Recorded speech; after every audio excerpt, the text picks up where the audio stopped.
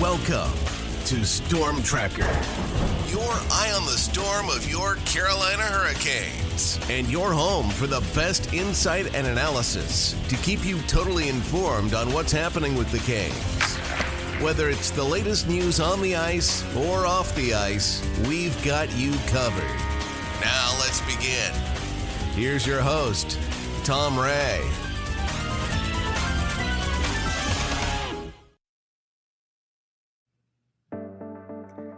With the draft, free agency, and significant trade activity behind us, not much is happening in the Carolina Hurricanes camp these days. So we thought we'd take the opportunity to answer your questions in a special stormTRacker podcast anniversary edition. But before we get started, I wanted to give you a quick review of the past year at stormTRacker, and what a year it's been. You know, in September 23, stormTRacker was launched as a new podcast covering the Carolina Hurricanes. But things took a while to get going, but around this time last year, we expanded the channel to include a bunch of new team members, including hockey savants Aaron and Katie, and of course our insiders, Nick Bass from Canes Prospects and Andrew Rinaldi from the Calder Times. Over the last year, we've achieved 25,000 views and added more than 2,000 subscribers. We've also seen a strong growth on our audio podcast site, exceeding 250 downloads for the first time in July. Great stuff. Of course, none of this is possible without you, the viewers and the listeners.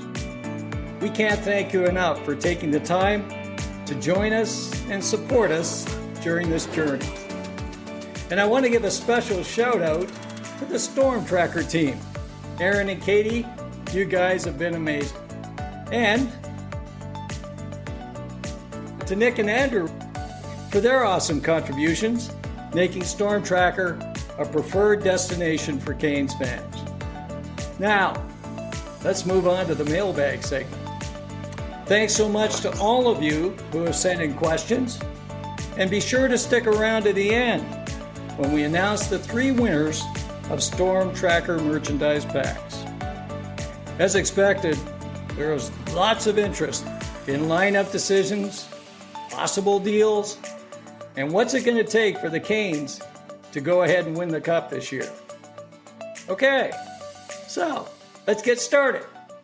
Our first question comes from Tucker Blankenship. And Tucker says, is there a surprise wildcard race Metro team this year in line with the 24-25 Columbus Blue Jackets?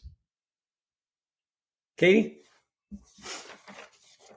Well, the Blue Jackets definitely were a surprise last year when it came to the wild card and them missing it by, I think, just one game. It was a race down to the wire until Aaron's Montreal Canadiens stole that last spot and snuck into the playoffs.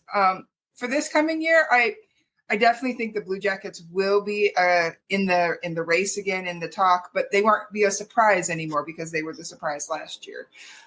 The only teams that I would say would be a surprise if they make a playoff berth would be Philadelphia and Pittsburgh. And with where those teams are at right now, I'm just not seeing them really being in the conversation for very long this season. Pittsburgh has openly admitted that they are in a rebuild and that they are trying to do business with other teams. Right. They seem like they're pretty intent on being in that race for a top seed in next year's draft. And Philadelphia, while they have made some moves and they have some young, exciting, fun stars, I think the only thing that they are going to be providing next season is vibes as they try and rebuild their team with players like Michkov and Zegras leading the way. So, to come back in a couple of seasons and maybe Philly will be back in the conversation, but not this year. I think they're just working on building that strong young core to make a push again for the near future. Aaron? Well, I think that they're not really a surprise either in the sense that, the Islanders have made the playoffs a lot of years. But the Islanders are going through an interesting kind of retool. I think they could kind of be this year's version of the Washington Capitals in that, they are finally making some strides forward in their future. They have had an aging core for a long time. Now some of those players have actually moved on. Right. There may be more moves that they're going to be making during the course of the season. They're under new management. Everything is a little bit different for the New York Islanders this year. So I know that that's not going to, the Canes fans out there that have seen the Canes take on the Islanders in the first round year after year after year are probably not excited by the prospect of that happening again. But I do think that the Islanders are going to make a solid push, and I would not be at all surprised to see them be, if not one of the teams that's just going to make it in, but to at least make that wild card spot and get in there, even if they're not right at the top. So we'll see what happens. It's going to be an interesting year for them. Well, one of the interesting things we've discussed in the past is that most of these teams have done little to improve during the off season. There hasn't been a lot of movement. The free agent class, as we know, was pretty skimpy. So trying to get to the next level and get into the playoffs or get into that wild card berth is going to be really tough for the teams that were out. I just don't see them improve that much. And I know you mentioned Trevor Zegras with the Flyers. I don't have great expectations for Zegras, so I'm not sure that's going to help the Flyers a whole lot this year. And of course, as you say, with the Islanders, they've got Matthew Durish running the ship now. So he's got some work to do, I think, to get those guys back in too. But you're right. Those are the teams that are on the bubble. They're the ones that folks talk about the most. And I certainly don't see Pittsburgh this year. And I fully expect we're going to see some more moves with the Pens. Kyle Dubas will continue to try to build his opportunity for the future with prospects and draft picks. So, I think it's going to be status quo pretty well this year, and we'll see how that plays out as well. Good stuff. Okay, second question was from Eric_K8, and Eric asked the question, which top prospect are you most excited about from the 25 draft? And who is someone you hope to see get a call up sometime this season? So, what have we got? Aaron? Well, from this draft, I mean, let's be honest, this was not the most vibrant draft class in terms of, having really great players all the way down into the second and third round, and the Canes, as usual, traded their first round draft pick. So, but having said that, there are some really intriguing prospects, and I think I've probably mentioned this before, but I think the one that I'm the most intrigued by is the overager, Charlie Cerrato, who's playing in Maine. Yeah. This year, the intriguing thing for Cerrato is he's going to be playing with Gavin McKenna, who is widely expected to be the first overall draft pick next year. And then he's also probably going to be playing with Bradley Nadeau's brother, Josh, who is in Maine as well. So that's going to give, I think, Cerrato some opportunity to really, put up some good numbers and kind of be involved in a lot of that offense that team is going to create. And that kind of thing definitely helps players to not just to build that, post-draft resume, so to speak, but also to gain the confidence that they need coming into, the professional ranks. And so I think that's just going to help Cerrato's chances of, maybe coming into the Wolves and then from there possibly even eventually making the Canes roster. We're talking, down the line, but that's what I see. As far as call-ups for the season, I think we're all very hopeful that Bradley Nadeau will get a chance to come in and play. But as leaving that aside, because that's the obvious answer, I really personally enjoyed seeing Juha Jaska play last year when he came in. He is so much of a Brenda Moore player. It's just work every shift. He's, an exciting and fun guy to watch in that sense. And, even though he's not the biggest guy in the world, he doesn't back down. He's very physical. I would have absolutely no problems with a Jaska call-up if it happens, and I'm pretty sure it probably will at some point along the way. So that's me. Katie?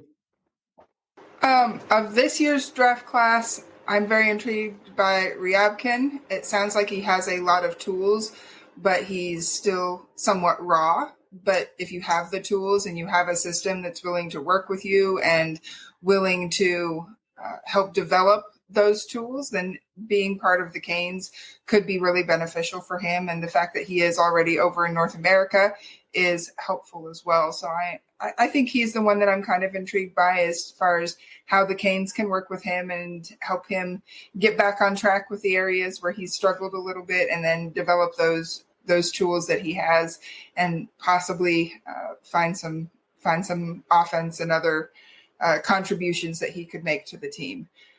As far as the call-up for this season, there were a lot of call-ups last year at the end when we were resting some players and we'd already established what our seeding was going to be in the playoffs. But one guy that wasn't part of that I would like to see is Legault.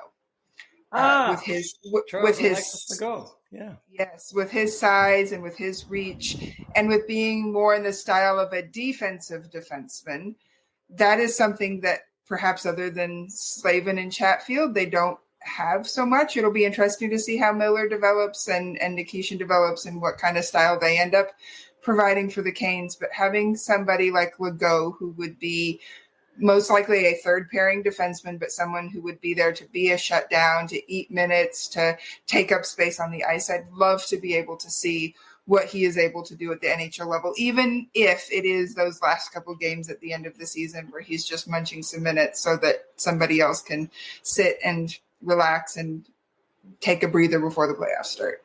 Yeah. Well, I mean, you mentioned some great players. I mean, Charlie Cerrato was the top rookie scorer in the Big Ten last year. So he's a guy that can put up points, but he's known more for his 200-foot game. So he's a guy that I think would fit the Brind'Amour style. Ryabkin, interesting thing on Ryabkin, he was rated so highly, it's incredible. Bob McKenzie had him at 19, McKean's had him at 26, Dauber had him at 11, Smart Scouting had him at 5. I mean, he was at one point was definitely a first rounder, and he kind of struggled the first half of the season, and then he ended up going to Muskegon, as you mentioned. Katie went to the USHL and he tore it up. He had 19 goals in 27 games. The deal on Ryabkin is he's a incredible offensive talent, no question. But he's got to get his game rounded out and he's got to get his attitude right. So he's got to come in, and as you said rightfully, he's got to get some of that kind of Hurricanes style and form, and you know, the attention that he'll get in North America is brilliant. I mean, he's going to be right here where, you know, he can spend time with a lot of the folks that get out and do that with the prospects. So I'm excited about Ryabkin. You know, for me, Semyon Frolov is another guy that I thought in the draft was a bit of a steal. He was rated second by Central Scouting, NHL Central Scouting, for international goaltenders, and there were several good ones. But he's a guy, again, he's 6'3", he's just about 200 pounds. He's a good-sized guy. He's got tremendous lateral movement. He's quick. He's a player that, you know, a lot of folks think very, very highly of him. I remember we talked about Corey Pronman talking about him last time, and he was extremely positive about the talent that this young man has and where he is in his career. So he's another guy that we want to keep an eye on, and we know we've got Ruslan Kazeev in Chicago as well. That's going to be fun this year, and he'll get some more playing time. So great young Russian goaltenders certainly in the mix. Players coming up, hey, for sure, Bradley. You know, I feel great about Bradley Nadeau. You know, when you talk about one thing I'll mention about Charles Alexis Legault, he's a right shot defender. And that is huge because, again, you know that with the Canes, we're a little bit skimpy on the right side right now. So he's a guy that could definitely, you know, find a way into the lineup at some point. And he brings, as you say, size and toughness, and he's rounding out his offensive game. But the other guy that I really like is Dominic Fensori. Okay, so I'm a big fan of Dom. He signed on again this year with to play in Chicago. Not a big player, but boy, I thought when he was up with the Canes, and you talked about this too, Aaron, when he was up with the Canes, he distinguished himself. He looked great. And so I hope Dom gets up this year because I'd like to see him again. He really moves the puck beautifully out of his zone, and he sees the ice extremely well. So lots of good players to talk about, and I'm sure there's more. Yaska, we love Yaska, and we'll even see Tyson Jost from time to time as well if he's down in Chicago. So, lots to be excited about with the prospect crew for sure. So now we move on to an area that a lot of folks really were interested in, which was talking about trades. This summer we've had so many discussions going on. How do we spend the rest of our money, and what's happening on the 2C, and are we getting a right shot defenseman? We've actually talked about all these things in the past, but we did have a number of questions, and let's get started with one from Brian Ford. And Brian says, realistically, if a trade happens, who is it? What are the pieces and best guess? Okay. And I'll bring in another one at the same time, and I think we can probably touch both of these, and it's from Canes and Dogs. He says, with nearly $10 million in cap space, do you think there's another trade out there that folks are going to be talking about, like a larger scoring forward that can finish, or maybe a right-hand defenseman? Okay, so we've got some money. We've got questions about, are there more deals with Eric this summer? Who wants to kick it off? I will. Okay.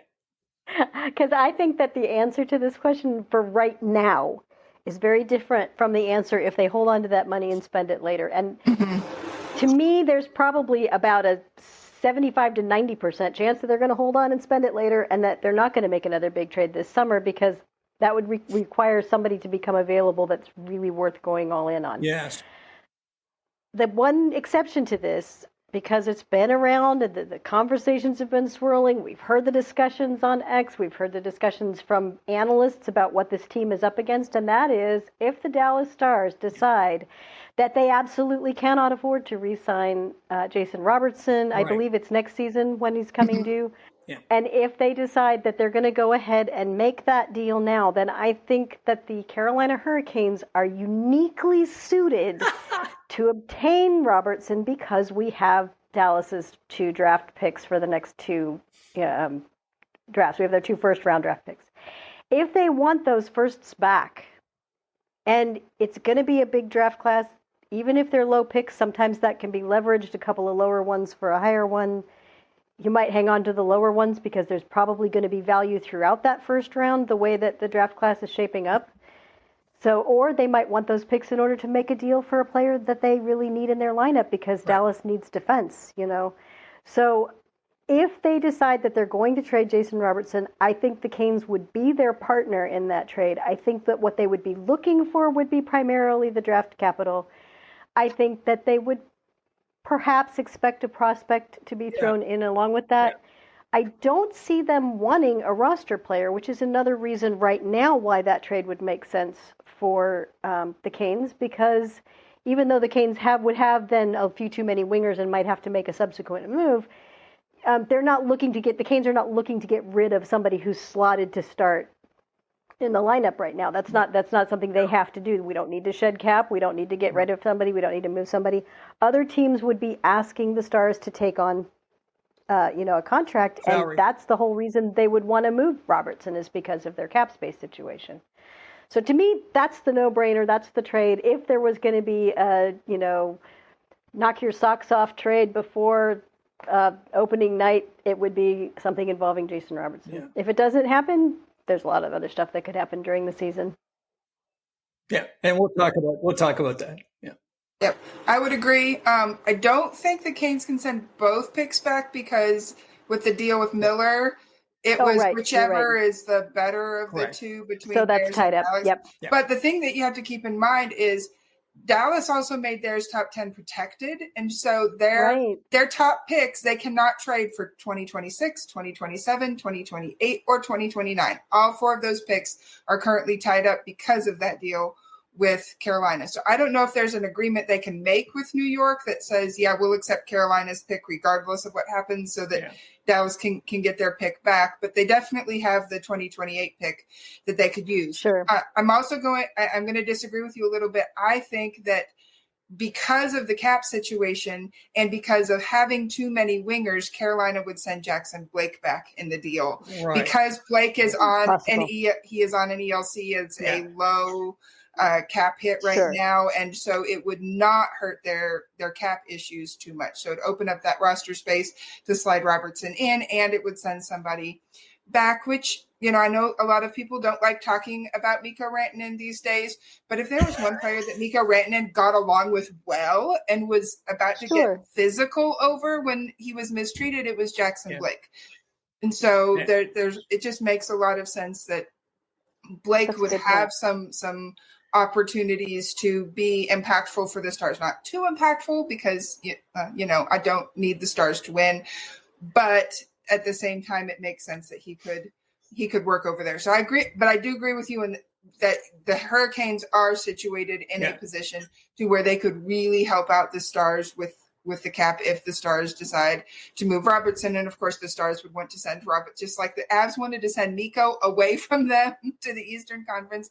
The Stars would want to do the same thing, send Robertson over to the Eastern Conference, get him out of the way. And the Canes would he'd probably be more agreeable to spending long-term with the Canes than Mikko was. So that would definitely be there. As far as in the season, I do see if they don't get someone like Robertson, they'll be waiting around to see which teams have fallen out of the playoff race early, who has become available after that. Is it the rumors are going to swirl over Pettersson with Vancouver again. They're going to swirl all around 5 different players on the Sabres because that's always what happens with the Sabres. We're going to pick this up in a minute because I think we have a couple of questions related specifically to the trade deadline as well, Katie. So we can. And I want to just jump in here really quick and thank you, Katie, for correcting me in that. I have in my notes that the Canes would give them one of their firsts plus Dallas first. Because they have 2 firsts to work with. Right. There's rumors about those 2 firsts being offered, and I just forgot that it was not both Dallas's. It was one of ours and one of Dallas's. But there very few teams could offer 2 first-round draft picks for Robertson right now, or would be in a position that they would want to, and that's especially with the draft. A lot of the teams that would want Robertson would be some of your teams that are rebuilding. Well, those teams are going to have pretty high draft picks in the first round. They're not going to want to give those up. So the Canes can give up a 25th, 26th round, whatever pick with no problem at all. Mm-hmm. So thanks for correcting me. And for sure, we'll definitely get into some interesting discussion about what happens towards the deadline. And I think you've set it up right too, Aaron, on that side, saying that it's unlikely they're going to spend much money now, and they could be in a position to take advantage of that. Couple of quick points. I mean, Robertson is a guy that the Canes have been rumored interested in for a long time. So it wouldn't be surprising if they're in the conversation. And one of the things we've learned is in the last 3 years, or 2.5 years, the Canes have really been involved in every significant deal. And in fact, have won a number of them. So it wouldn't be a shock if they went in and were able to put a deal together. And having done a deal previously with Dallas, there's a comfort with the 2 teams as to, what's going to happen. And I think both of them are comfortable with a win-win situation. I mean, Dallas is happy because they've got Rantanen, and the Canes are pretty happy about what they ended up with as well. So I think they're definitely the kind of partners you want. And boy, would Robertson be an incredible add. I mean, here's a guy that's had 2 40-goal seasons and a 35-goal season. Would you like to add that to your roster along with Ehlers this year? It would be insane. So that's one we'll just hang on and see how it goes. But I don't think much is going to happen before training camp. And a lot of folks have talked about this defensive side. We've heard about Carlson, we've heard about Rasmus Andersen as 2 guys that are out there, and boy, they'd be great right-hand shots, and they could play with Slavin, and he can help anybody perform well. I guess that's the word. I just don't see it. And I think that's another move that could happen later on if it's going to happen, mostly because of injury or because of, maybe Nikishin needs a little bit longer to kind of find his way or whatever. And they want to get another veteran out there. And so they could look at those guys. They could look at a Damon Severson, who might be available at some point as well. So there's players out there that they could look at, right-hand shot guys that they could bring in. But I don't, like you guys, I don't see a lot happening right now. And I think Eric's on vacation. He's probably where he is, but he's probably resting somewhere and thinking the last thing I want to talk about is hockey and trades right now. So now to move on, Katie, to your part, and I'll hand it over to you quickly because you're off on a good start with it, is a couple of questions, one from ex-Cody. I think we see a healthy portion of teams finally abandon their attempts to get better and see a surge in players become available at the trade deadline. So he's kind of talking about where we were, thinking there will be some teams slipping out available. And he says, what players would the podcast like to see Tulsky go after, if any? Okay, and then let's add Canes and Dogs comment. And his question was, who do you think will be the Canes 2C come trade deadline? If a new acquisition, who would top candidates under and over 28, 29 years of age be of interest? So again, talking about the deadline, who might we go after? Would we fix the 2C? What might be on the agenda? And Katie, you can kick this one off. Okay, well, I'm going to break a lot of Canes fans' hearts. Even if they're terrible, Buffalo is not trading Tage Thompson. It's not happening. He is their franchise player. He is the cornerstone to whatever plans they have moving forward. They might trade the other 19 players on the team, but they are not trading Tage Thompson. The one player there, though, that I would be interested in perhaps is Tuck, whether or not he is having a good season. Yeah. There have been reports that he's been less than happy with how the things not just generally have been run, but also specifically as far as his ability to perform at a high level with the team. And so he would be the one that I would be interested in the Canes targeting, because he is big, he's physical, but not in a way, let me put it this way, in a way that suits the Canes play style. He can score goals. He would make a lot of sense on the team for whatever package of picks or players or prospects that they put together. I guess he's the one that kind of comes to mind. I have my dream scenario, of course, of Dylan Larkin as the 2C, because I think he fits the Canes. But as Aaron has pointed out multiple times and very correctly, they are celebrating their 100th anniversary. And so the last thing they are going to do is to trade their captain and star player in such a big and important year. So we might have to hold off on the Larkin wish casting for a while now. As I don't know about the over-under on age for the 2C, but over for sure for a couple of years as a bridge. What can I say? I like my former Avs players. I'm a big Kadri proponent. If he were to agree, most of the reports say that he wants to stay in Canada, go to Montreal or Toronto or someplace like that.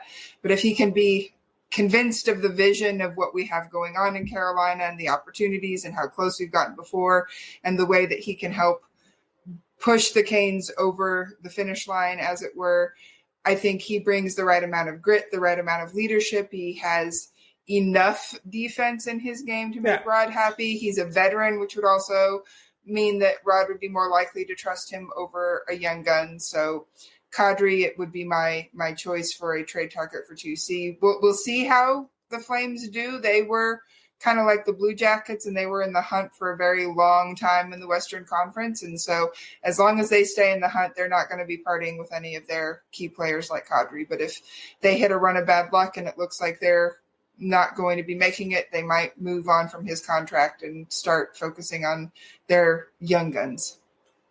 Agreed. Aaron?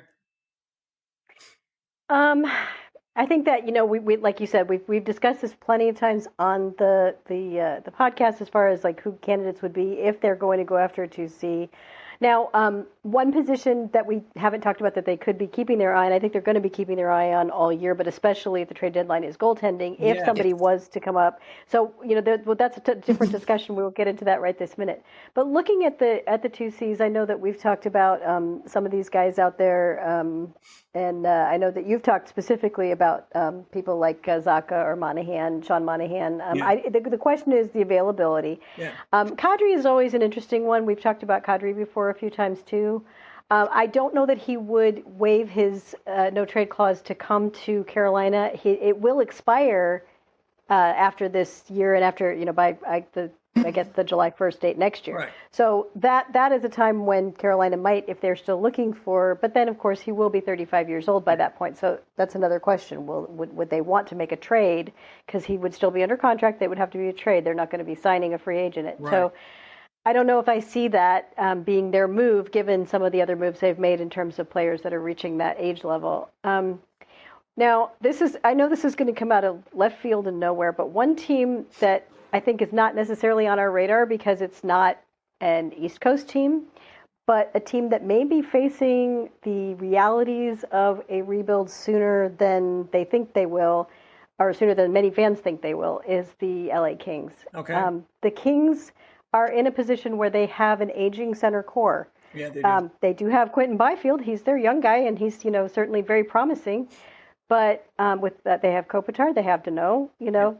I could see an interesting kind of situation if the Canes decided that they wanted to do this. I could see them perhaps making an offer for Philippe Danault because he fits the style of centerman that the Canes have had for so long in Jordan Staal.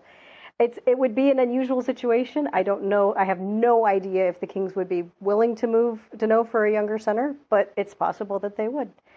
So that's a weird out of left field. But I was trying to think of players that fit, because that's something Eric Tulsky has been very vocal about, is they want players who fit Rod's style of play and who can play the right way. I can't think of a center in the league in that age group, in the veteran center age group, who plays the right way, Rod Brindamore's way, more than Philippe Danault does. I think you're right. So that's a target we haven't talked about. I don't know that they would consider him a target, and like I said, I have no idea if the Kings are at that point yet where they're willing to say, you know what, we're going to have to. But depending on where they are by Thanksgiving, they may be looking at those realities. So it would be very interesting to see if any players from the Kings were to shake loose. Well, of course, when you talk about veteran players being available, I mean, obviously, I'm not so sure they're going to want to do that, but you might have players like Geno Malkin and Sidney Crosby coming out of Pittsburgh. And I know that sounds insane, but what if that happened? I mean, would the Canes get in the mix for Sidney Crosby? That'd be something to really get excited about, and certainly would be an unusual situation at the least. And I know we keep hearing he wants to finish his career there, but who knows? As the season goes on, it might change. Couple of things I wanted to throw out. I've talked about them before: Elias Lindholm and Pavel Zacha. If the Bruins are out of the playoffs, which I think they will be this year, I fully expect those guys will be available. We know what we're getting in Lindholm. Of course, he had been here before. He's struggled the last couple of years. He's had a 47, 44-point season. But he's a defensively responsible guy. He's outstanding in the faceoff dot. He's been greater than 55% the last 3 years. Here's a guy that, right shot, he would fit like a glove. No question. So I think he's going to be on the radar. Zacha's a bigger player. He's a little bit younger. He's at 28. Lindholm was 30. Zacha's he's a solid player at 6'3" and 205. So he's a guy that's going to come in and he can play a solid, heavy game for you. And he's very solid in the faceoff dot as well. And he's had some 50-point seasons. Both of these guys, I think either one would be a nice addition to the Hurricanes. So let's keep an eye on the Bruins as those things come together. You mentioned Sean Monahan. He's struggled with injuries for a lot of his career, but the last few seasons he's been really solid. And he's again a guy that's great in the faceoff dot. He's a veteran that brings it all. He's great on the power play. I'd be happy to get Monahan. So he's a guy that, again, depending on what happens with Columbus, he might be available for sure. And rounding it out, and that's back to the Islanders, from my side, it's Bo Horvat. We haven't talked a lot about Bo, but, if the Islanders get in a situation where they really have to retool, he's a guy they can move out. He's a 30-year-old guy, 7 seasons over 50 points. He's great in the faceoff dot. He's been over 56% the last 4 years. This is a heck of a player. And boy, he'd fit the Canes well. So there's players out there for sure. We know they're out there. And it's very likely that whoever Eric acquires is not going to be on the radar. So we might be wrong. Unless with all it's Unless there you go. And you know how Eric is with his moves and catching us off guard for sure. But those are some names, and I think we've covered some good ones that could certainly come in and would definitely strengthen the Canes at that center spot, because whatever move they make, if it's one of these players, they could move into that 2 or 3C, whatever you want to call it, and that would allow them to move Kotkaniemi down to that 4C spot. So again, strengthening up the overall context of the hockey team. So good stuff. Okay, now You mentioned the goaltending side, which is nice, a good segue as well, Aaron. Caleb Herrera had a question. He said, what are the realistic expectations for Kochetkov this season? With Freddie's contract expiring after this year, is this the season for Pyotr to prove he can be the starter? And if not, what does the organization do if he isn't able to take the next step? So, why don't you kick that one off? Katie, you've got some thoughts on Kochetkov, I know, so I'll hand this one off to you. Yeah. Technically, I think last season was the season that Kochetkov should have shown that he was ready to take the starter's role, and it just didn't quite happen. You felt like he'd have a couple of games, and then it'd fall off, and then he'd have 3 more games, and it wasn't quite there. He had another concussion that he had to battle through. So this season is going to be really big. It's going to be the season where he has to step up and show out. I think that Brind'Amour is going to start up the season like he has before with the platoon. It'll be Freddie for the first game, and then Pyotr, and then back and forth, as long as they can both stay healthy. And then that's the big question, is if they stay healthy and they're both playing well, do you change anything? If you don't change anything, he's not really going to have an opportunity to say, yes, I'm the starter, but he does need to show that consistency.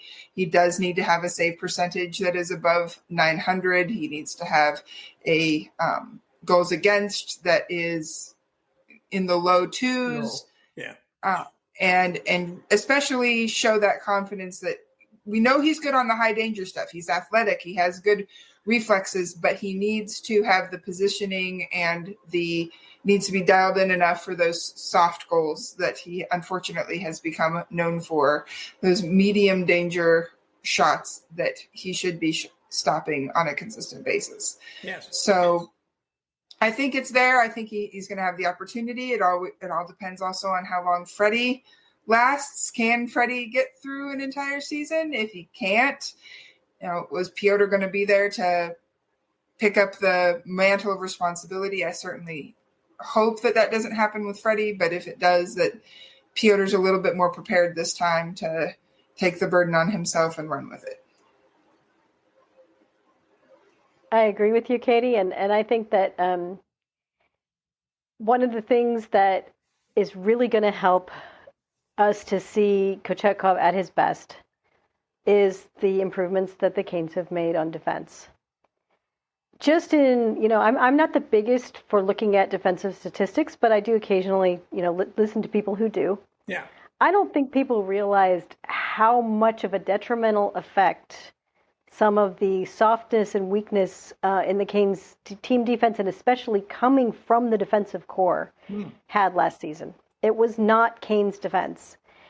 It was still better than the average because, we have a great defensive coach and we have great players, but there were a lot of weak spots. And there were a lot of those situations where, you're trying to get the puck out of the zone and somebody, I'm not going to name names, they've moved on, but somebody, there's more than one, let's just say, somebody would give up a really weak giveaway, and I think those are the kinds of shots that Pyotr has had an unfortunate tendency to let go by, because when you're used to your defensemen being able to smother those opportunities all the time, and then all of a sudden they just don't, that's a different way that the game is suddenly being played in front of you. Now, I'm not taking that responsibility away from Kochetkov. He still has to make those saves when they happen. When those turnovers happen within, a few feet of the net, and you have to be on your toes and be able to get that. But I think that improving the defensive core is going to make it easier for Kochetkov to rise to the occasion and shine and make those saves, because he's not going to be seeing them so frequently, those kinds of opportunities given up so frequently. The Canes are going to be doing a better job this year. I really believe that, of not allowing those chances to develop like that in the first place. So that, I think, is going to help. And then I think the other thing with Kochetkov is just, I love that he's putting a lot of things out there on Instagram about his gear and the stuff that he's doing. I don't know if you've seen some of that, Katie. It's been really cute. But this is a player who is very much dialed into what he needs to do his job well and what he wants to improve on and how he's going to improve. So I think when you have that mindset and that attitude, good things are going to happen. He's gonna put in the work, and he's gonna do it. And to me, the bigger question is just, because we all know that Freddie is a great goalie when he's healthy.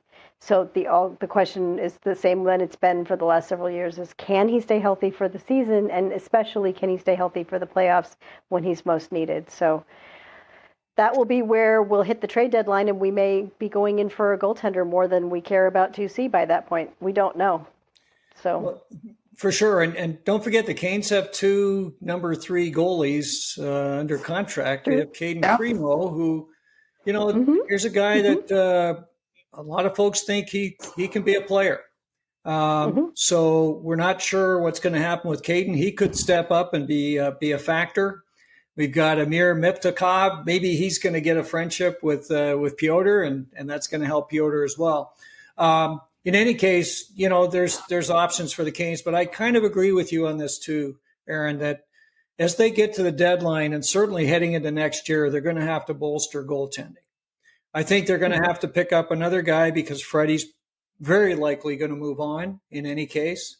And, they've got to start looking at what's available. And if you look at the unrestricted free agents, you've got some interesting ones. I mean, Philip Gustafsson with the Wild. He's a guy you could try to pick up. He's 29 years old. He's got a career .923 save percentage. This is a good goaltender. He would be a great one to acquire. Elias Sorokin, if the Islanders decide they're going to fall on their sword and change things up a little bit, maybe we get Sorokin and Horvat. But Sorokin is another one. He's got a excellent .917 save percentage for his career, and he's a guy that again just 29 years old. So if the Canes decide that they're going to shore up the goaltending, my feeling is it could very well happen at the deadline. And again, depending on where Freddie is and what's happening with Pyotr, but I don't see them going into the playoffs this year with concerns about goaltending. I'd be very, very surprised. So yeah, a lot can happen there. Like both of you, I'm looking forward to Pyotr kind of taking the mantle and running with it. He's shown he had that. Remember that period? I think it was 4 or 5 games. He was absolutely lights out, like ridiculous numbers. And he had a stretch where he was one of the top goaltenders in the National Hockey League. And I think what he needs to do now is he's got to find that consistency. But he's definitely got the talent. He's one of the best at making high danger saves, so we know all that. And sometimes he loses focus, or he comes out and tries to make a play that he shouldn't be making at the blue line. But anyway, lots to consider with the goaltending. And again, we'll follow and see how it plays out. Now, the interesting thing this year, too, of course, Freddie will be at the Olympics with Nikolai Ehlers, both representing Denmark. So we'll see how that plays out. We'll hope that, if he goes over there, he has a good run and comes back ready to run through the playoffs. So good stuff. Okay, let's move on to our next question. This one from ex-Cody again, and he sent in a number of questions, which I think are great. An extremely concerning situation is looming soon, with Stahl about to age out. We all remember the horror of seeing Rod's body fail on him all within one season. So he's talking about Rod Brind'Amour. Well, I'm sure GMED is giving it thought. It would be the biggest, if not bigger, loss since Gensel by far. Are there any players out there that the pod could see semi-filling Jordan's role? Okay, who wants to take this one? I can. Good. I can start if you want. I love this question, actually, because one of the things I have continued to talk about on Twitter and with fans is the concept of age-related regression and how it impacts players. Yes. We discussed it a lot in terms of Brent Burns last year. We've discussed it in context of other players, maybe that when we look at a player who's a target for the Canes, well, are they really? Because after all, they're already reaching this age.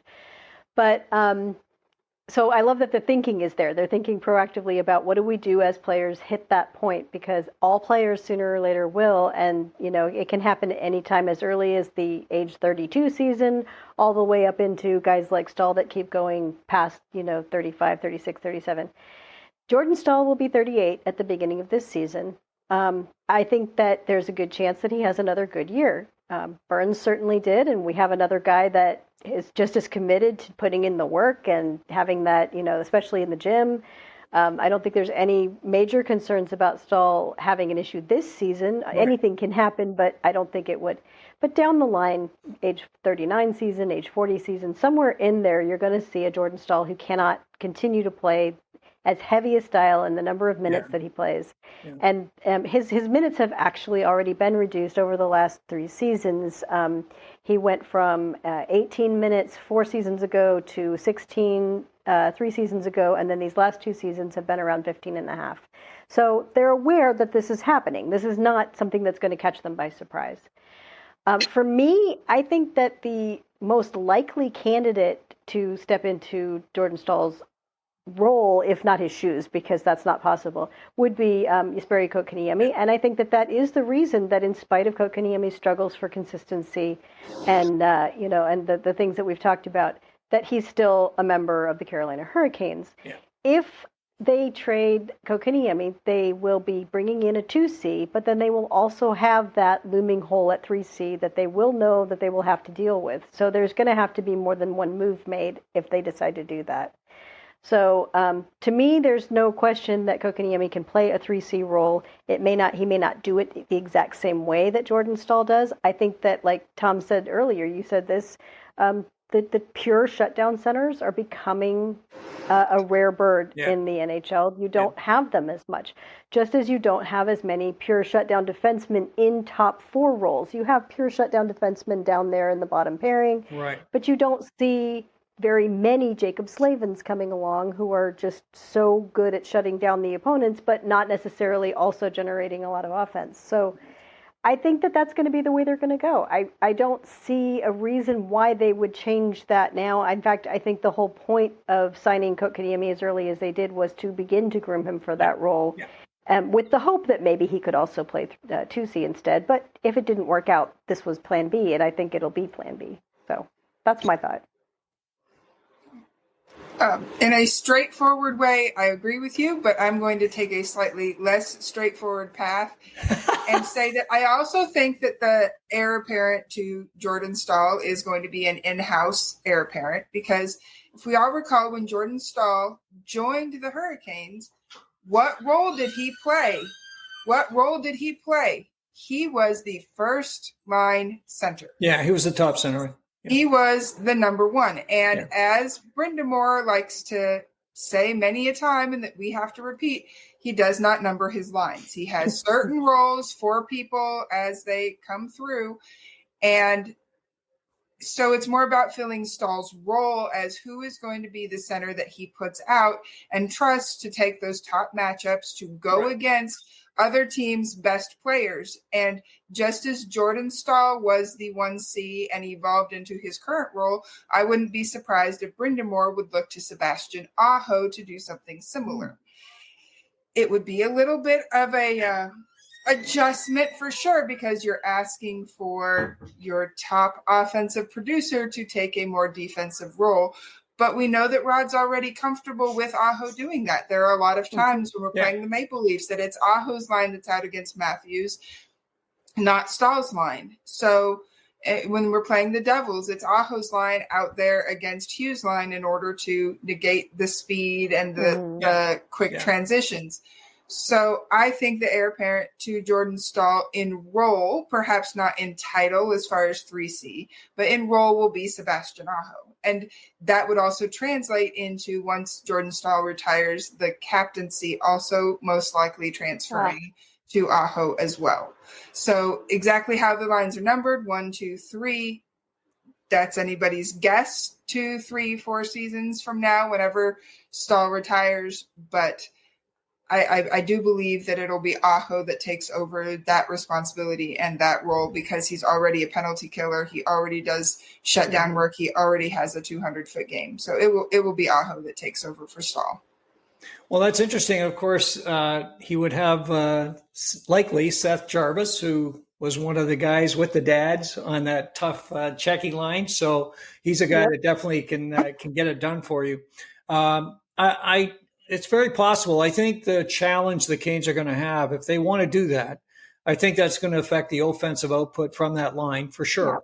Yeah. But the bigger challenge is, can they find some centers to fill those other spots to kind of pick up the offense and kind of, if that's going to be your heavy lifting line, what lines are going to do the serious scoring for you? So I think it all depends on, can they craft a deal to get some of these players we talked about? Look, if they bring in a Jason Robertson and they can bring in one of these centers we've talked about, sure, they can definitely make that work. And an interesting thought I've had, and I know I've talked to you about this before and had some queries about it, is what about Skylar Brind'Amour in all of this? Is he a guy that could come in and play the fourth line for you and play some tough minutes and do some heavy lifting defensively? As well as he's very strong in the faceoff dot. So, he's got his dad's pedigree, and, Rod knows what he's going to get when he throws Skylar over the boards.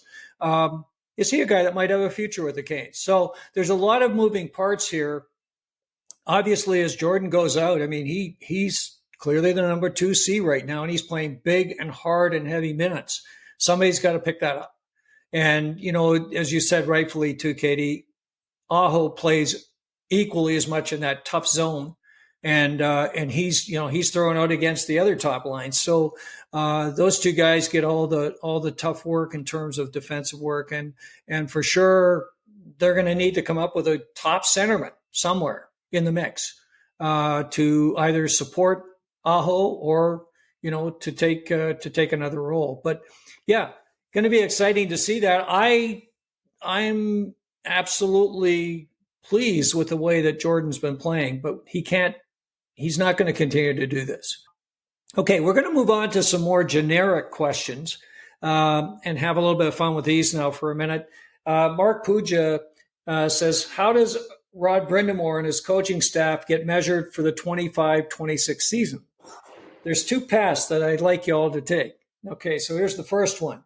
Measured against Tom Dundon's business strategy, okay, or measured against cup competitiveness. To date, Rod Brind'Amour is 0-3 in Eastern Conference Final Series and 1-12 with a total win-loss record. So, what are we thinking with this? Is it about Dundon's business or is it about competitiveness? Who's got this one? Okay, I'll take a stab at it. As far as Dundon's concerned, I think as long as the Canes are putting out a competitive roster that is working hard, he understands that there's only so much you can control. It's not like if he spends X number of dollars, that's going to guarantee them a cup. It gives them higher probabilities and opportunities to win a cup. Does he want one? Absolutely. Would he like more than one? Most assuredly. It makes the business model work even better if that's the case. But I do think that he is enough of a realist that he's not just going to throw his hands up and say, I give up on this hockey thing if the Canes keep going deep in the playoffs but never win the cup. As far as Brind'Amour and his record, again, it really kind of depends. Each one of those losses in the Eastern Conference Finals was a different set of circumstances that both he and the Canes were looking at, especially that first one. They just made it into the playoffs recently, and so going that deep was considered a huge success. The first time against the Panthers, they were missing Svetch. They were beat up in other ways.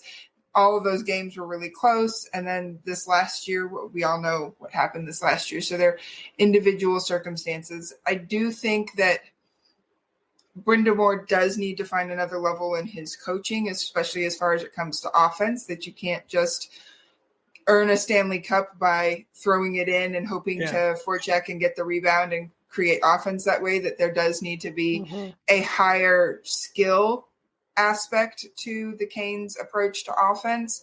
And I hope that his partnership with Tulsky is starting to craft that, with the acquisition of Ehlers and Miller being the starting point this season for that particular philosophy and move forward. But again, circumstances are what they are. What if we get to the Eastern Conference Final and a major player gets hurt again? You don't put that on Rod.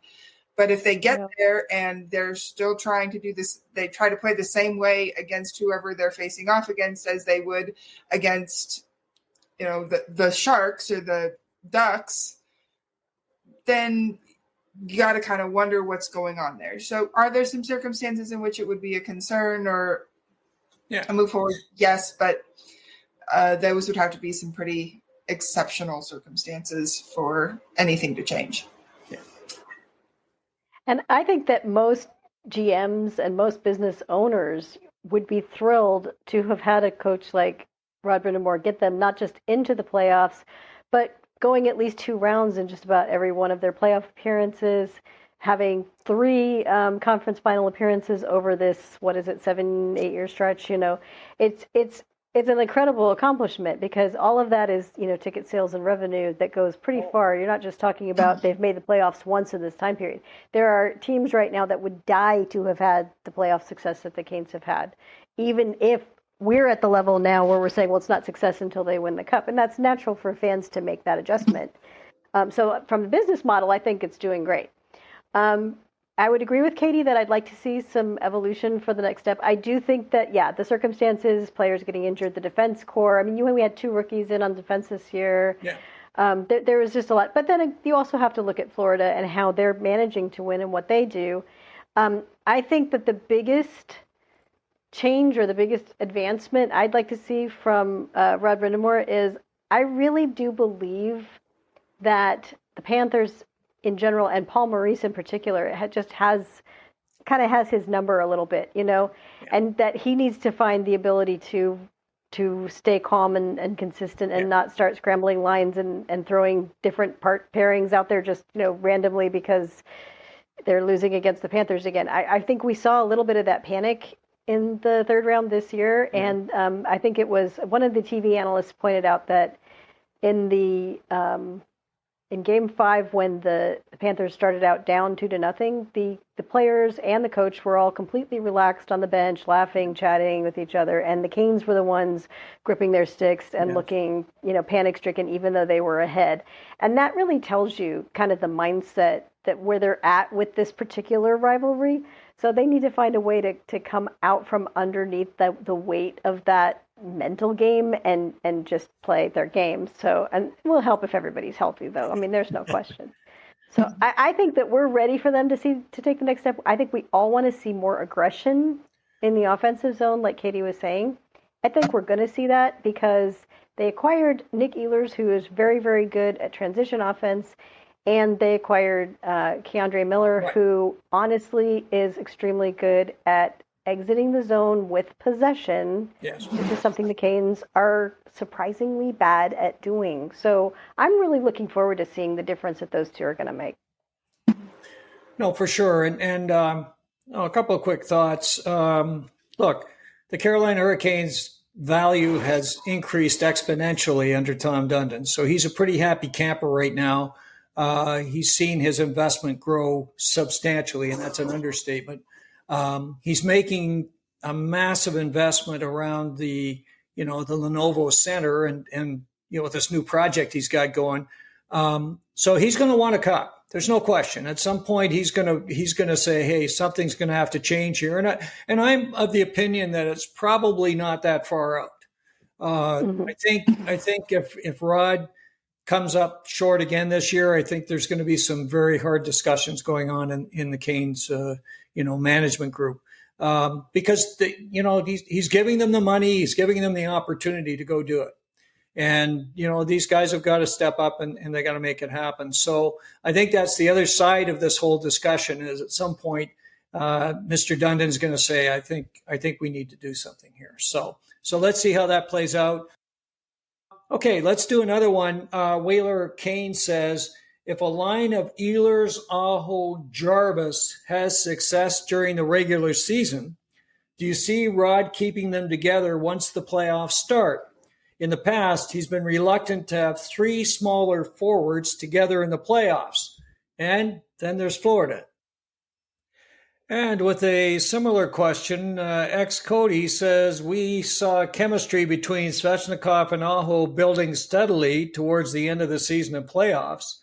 Does the podcast think we will see him with Aho and Ehlers instead of Jarvis? So, what do we think about that, Aaron? I think that it's a good point because yes, Ehlers, Aho, and Jarvis is not a big line. Right. I think that you can say, you can look at the Tampa Bay Lightning's line with Point, though, and say, there was a line there that was not too much bigger, right. and they were involved in a couple of cup wins. So it's all going to depend on how they gel and what kind of chemistry they have, and whether or not, we see just a huge leap forward in scoring and, without giving up too much going the other way, or if maybe there's some defensive stuff that needs to be dealt with and addressed, or some physicality issues, if they're struggling in the regular season against heavier teams, that's going to be the kind of thing that they're going to look at for the playoffs. But I did like Svech with Aho during the playoffs this last time around. Sure. I thought that he did very well. Yeah. I think that the key to Andrei Svechnikov is simply allowing him to play the power forward game wherever line he's on. And, if he does that and he becomes comfortable in that role, then that gives them a great option to move him up there when he's needed. Yeah. I would agree with that, and I would just piggyback on that if Rob thinks at any point that he will need to have Svech on the top, I hope he gives him some opportunities to play with Aho and Ehlers in the regular season, so it's not a brand new arrangement come playoffs, because I think that's been part of the problem is that, if I recall correctly, when Gensel came over, I don't think Svech hardly played with him at all during the regular season. Right. It wasn't until the postseason that swap was made. So I would like to see Svech have that opportunity. The other thing, while the initial reaction to who should play on the other wing with Ehlers and Aho is Jarvis, because Jarvis has been the most consistently successful winger that the Canes have had. Since Ehlers is a left winger, that means if Svech were to play on that line, Svech would play as a right winger, and you would have three lefties all on that same line. Yes. But to Aaron's point, with allowing Svech to play that power forward, again, I know Canes fans don't like hearing his name, but I will bring up Mikko Rantanen again. Mikko Rantanen is a natural lefty who plays right wing, and part of what makes his game so effective is the fact that when he gets down into the faceoff circle, he is able to open up and get that shot off or find a seam and get a pass across. I think Svech has very similar types of skills, albeit not to Rantanen's level, but similar types of skills to what Rantanen is able to offer. Yeah. And if he were to play that right side with those two, it really could bring out a level of his game that we have not seen yet, because he would have those opportunities for bringing his big, heavy shot or using his passing skills and his vision in a way that he's just a little more handcuffed when he's playing on the left side. Yeah. So I that's what I would like to see. Oh, Aaron, you have something that you want to. I want to jump in on this because a lot of people say, well, gosh, you don't want a winger to play on their off wing because, but that's not necessarily the case. Like you're saying, a winger can play on their off wing. It's not the same as defensive pairs. And every single time that Andrei Svechnikov has played on the dad line with Martinook and Stahl, he's played on the right. Yeah. Stahl and Martinook both went from around a 30-point pace to finishing the season with 36 points because Andrei Svechnikov was directly involved in at least 5, if not all 6, of those extra points when he played with them. Yes. If he can produce like that on his right with Jordan Stahl and Jordan Martinook, there is no question in my mind that he could produce well with Ehlers and Aho on that line. So that could be a really intriguing thing to see. Well, I'm glad you brought that up because I was going to mention just that he played some of his best hockey on the right side with the Daz. And it was really effective and actually turned his season around at that time. One other thing, though, the interesting other side of this is that I think it would be great if Seth Jarvis could be the trigger man on the second line. Okay, so again, you've got two guys who aren't scorers who are probably going to be manning those spots, Taylor Hall and Kokaniemi. And it'd be great to have, Jarvis, who can really score. He's a guy that should be putting up 35, 40 goals. Get him out there and give him the chance to really shine offensively. And I think that's going to be key for him.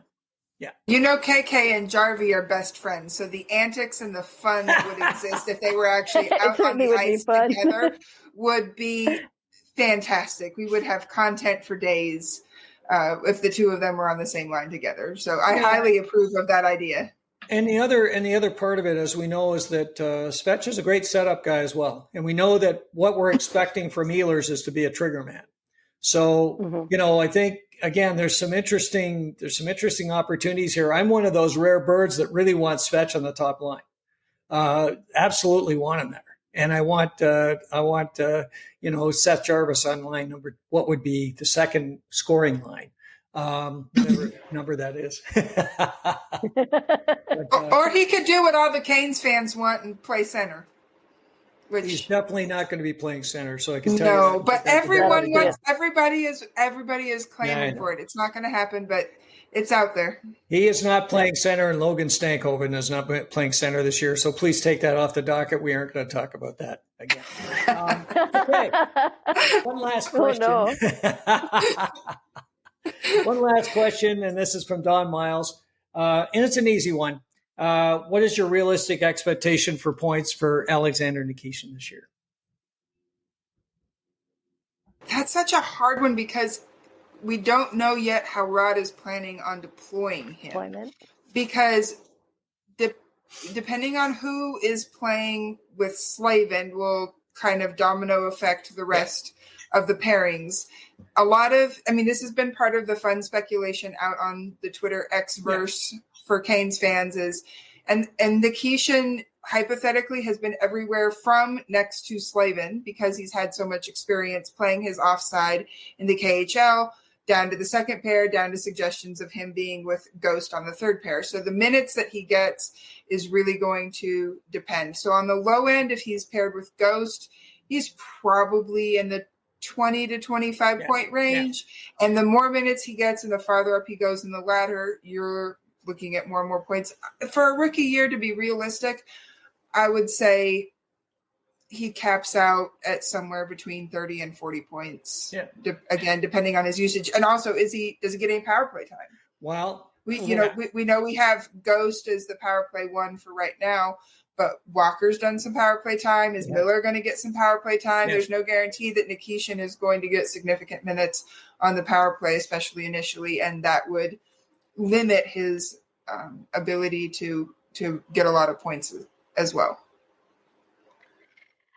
Well, I would agree with you, Katie. I actually had him, with optimal deployment, I think I would see him being in the 40 to 45 point range. So kind of very similar to what you're saying. That I did see, I got to watch Lane Hudson last year with the Habs. Hudson had 66 points in his rookie season. And won the Calder. He was able to do that because of absolutely prime deployment. He got first pair minutes. He got first power play unit. He was involved in every offensive situation, including 3-on-3 overtime. Those are the kinds of things that we will see if Nikishin is given those opportunities, if he earns those opportunities. He could boost it above even my optimistic expectations. Yeah, sure. But you're going to have to see where he fits, first of all. And I think that we know that Brind'Amour is more conservative, and the team is in a different position than the Habs are in. So he's going to be more conservative about where Alexander Nikishin is deployed at first, at least, because he's not going to take either. He's just not going to put a rookie into those situations right off the bat. Even though, to me, Nikishin is an unusual rookie given his age and his level of pro experience. We're not talking about a kid coming out of college. We're talking about somebody who can really play the game. Yeah. So it's going to be really exciting to see, actually, where he ends up, especially through training camp. I think training camp is going to be the real eye-opener for us as far as how Rod is seeing these guys and where he wants them to be. So can't wait. And I think, I'm feeling very strongly that he's going to be the number 2 power play point guy.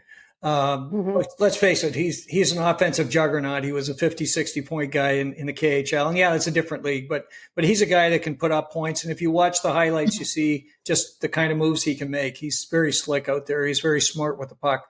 So I think he's going to drive some points on the 2 power play unit.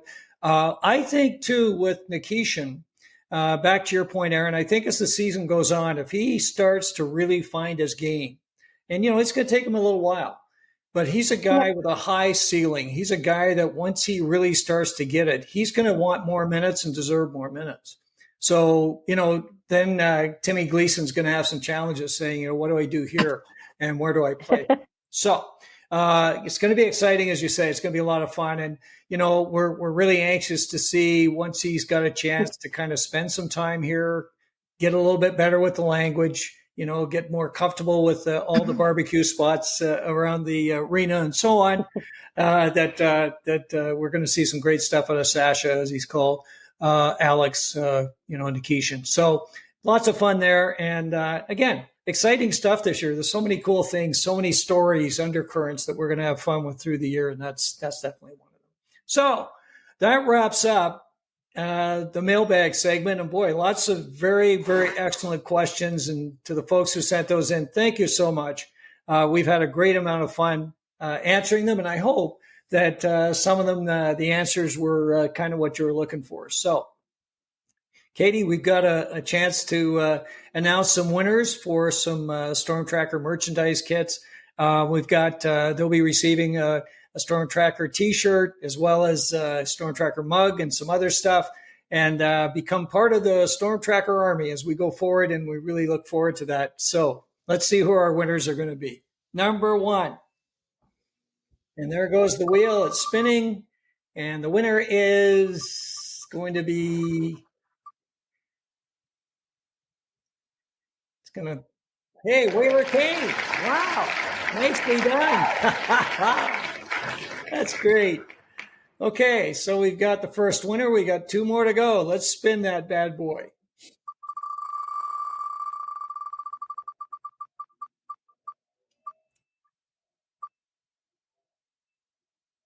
Well, there you go. Tucker Blankenship. Tucker, thanks for your question and congrats. We'll get this out to you shortly. And the final winner.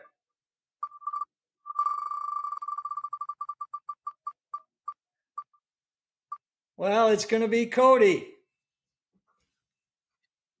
And that's great because, Cody, thanks for your questions and congratulations. To all the folks who have who've won today, please text me directly or either Katie or Aaron if you've been communicating with them. And we'll get your address and some information where we can ship that out to you right away. But again, congrats to everybody. And I hope you'll enjoy the stormTRacker kit and wear it with pride. So, okay, as we wrap up, I thought in our closing comments today, we'd maybe look back at the last year and maybe what we thought about it, what we liked, what we learned, and what we might look forward to in the coming year. And I thought I'd give you ladies a chance to wax lyrical on this. And why don't you kick it off there?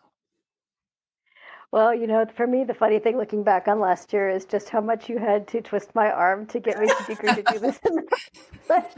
I was not sure at all that I would be able. I mean, people had asked me a couple of times before if I would, come on as a guest on a podcast. And I had a less than great experience with trying to do some broadcast stuff in college way back when I was not at all good at it. So I was really shy about trying this and not sure that I would enjoy it or that anybody would want to watch it, if I was on it. So it's been really great to be able to get over that and to enjoy this process with you guys and get to be comfortable talking not just to you, but to our fans and just, finding this to be just as satisfying a form of communication as written communication, because written is always my go-to. So it's been a great experience. I think I've learned a lot from it. And I've learned just how connected Canes fans really are, how much they want these kinds of things. They want to learn more about what's going on. They're interested in these topics of conversation. It's an unusual fan base for a small market because, in a big market,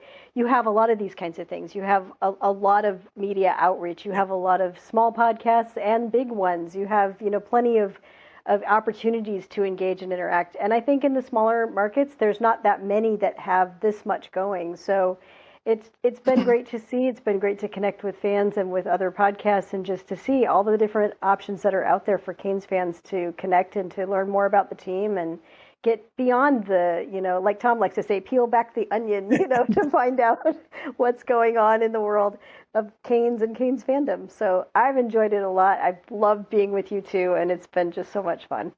And just to finish up, what are your wishes for the coming year with stormTRacker? I just want us to keep being able to engage fans in conversation. I hope that some fans will, don't be shy, come out there in the comment boxes, challenge us, tell us, you want to see more of this or less of that, or you don't agree with something. We're happy to discuss it with you. And so I hope that we can organically grow a little bit more that way and just have, some good ideas coming from the fan base about what they'd like to see from us, because we're happy as this mailbag episode shows, we're really happy to engage with you guys and find out what you're interested in and talk about what you want to hear. So that would be my hope. Great. Katie? Yeah, I still kind of have to pinch myself sometimes that this is real. I've been a hockey fan on the sidelines for the most part for my entire life, and just getting into and starting to engage on Twitter led to this. And it's been so much fun to be able to talk, especially with the more that I learn. I love being able to share it and get other people's opinions and feedback and that sort of thing. The stats have really been a lot of fun to grow my interest in that sort of thing. And this platform has given me motivation to dig into that some more. Whereas before it was easy to say, I don't know, what's the point? Why do I do this? Well, now I have somebody to share it with and be interested in it with me.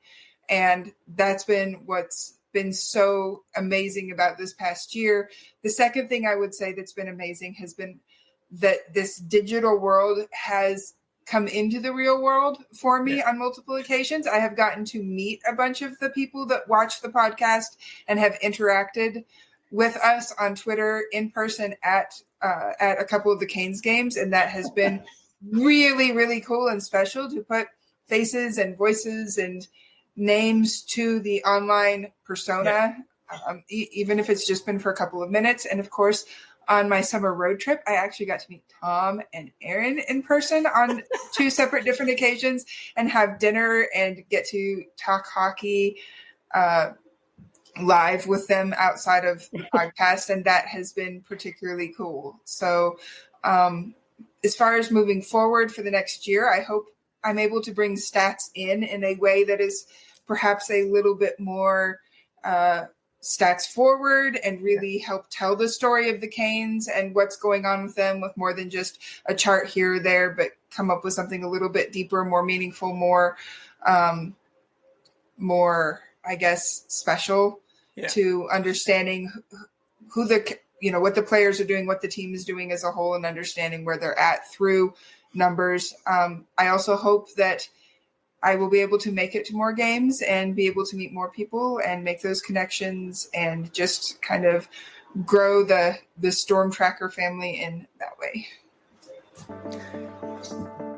That's fantastic. And again, I think, for all of us who have been kind of working behind the scenes and trying to create a product that Canes fans and others can enjoy and learn from, I think it's been great. And certainly the response that we've had has certainly, again, said that very clearly. So thanks to both of you, and you're both different in your thoughts and approaches and the way you view the game, which I think is fantastic and gives us something that is really unique for our podcast. And I think that's one of the reasons that we're having so much success. But it's been a great year. It's just been sensational. For me, of course, being able to talk hockey anytime is a thrill. So as you know, I don't usually give up too quickly. I'm usually continuing on and continuing to talk hockey well after you're getting off. But that's okay. It's a passion for me as it is for you. So thanks again to both of you for what I think has been just an incredible year. And when I look ahead to the next year, I think we're just going to continue to push the envelope. We're going to have some fun with some different things. We're going to do some live shows this coming year. That'll be kind of fun, a little bit interesting, I'm sure. We're going to do, as you mentioned, more connection with our fans. We definitely want to communicate with folks directly And thanks, Aaron, for suggesting that. I think we'd love to hear from everybody. Just say hi, or if you have questions, comments, thoughts, anything, just fire away, and we'll get right back with you. We'll make sure that we communicate with you directly, and we love that, because that's what we're really here for. And again, the other thing we'll try to do this year is we'll add some more interesting guests. We were fortunate to have some folks on last year. Shane Willis joined us, and some other folks, and we definitely want to continue that process and continue to bring some different voices as well to the mix. So great year. Yeah, now we're ready for the next one. And we look forward to it. As always, for those of you who've been watching or listening, we really appreciate it. And we look forward to continuing to tell you the story about the Hurricanes in the coming days. If you like this episode, please press the like button. That's always great news for us, because it shows that you appreciate what we're saying. Of course, if you have comments, as I mentioned, or anything you want to say, just do that in the comment section down below. And finally, if you want to be alerted of future episodes of stormTRacker, please press the subscribe button and the bell, and you'll be made aware just as soon as those are available. As always, Aaron, Katie, and I, thank you so much for joining us, and we look forward to getting together with you real soon on the next edition of stormTRacker.